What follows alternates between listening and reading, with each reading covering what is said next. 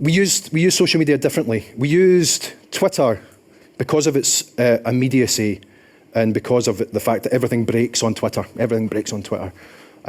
We used it to try and influence the conversation because the people who were commenting on the referendum were all on Twitter. So the journalists, the columnists, all these people who were going to be writing about our campaign and about the issues were all sitting on Twitter. So we used it to aggressively try and influence the campaign. And I'll give you an example of that in a moment. But Facebook we used differently.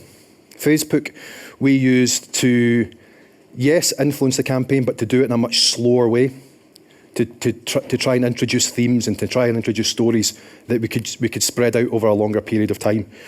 And it worked. It worked in the sense that, I'll show you some numbers in a moment.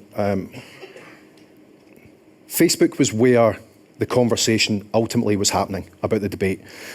When we got to the last about 3 months of the campaign, and we were down to almost weekly and daily focus groups and polling, we kept on saying, where are you going to find the information that's going to allow you to make this decision?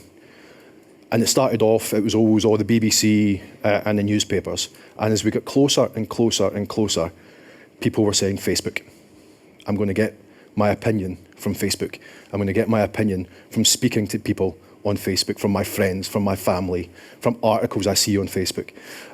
So we knew that actually the important thing for us to do was to try and influence that conversation in a way that was slightly different from Twitter, where we were really aggressively going for it.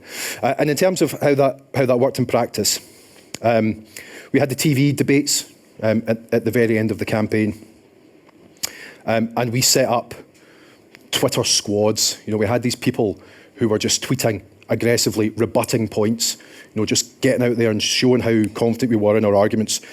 So we had banks of people in our campaign headquarters that as soon as the leader of the Yes campaign said something, they were on it. They were just, oh, that's rubbish, that's nonsense, and let me tell you why.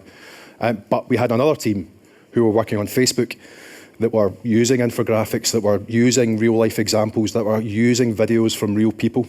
And we were posting both of them at the same time. So we were influencing the conversation.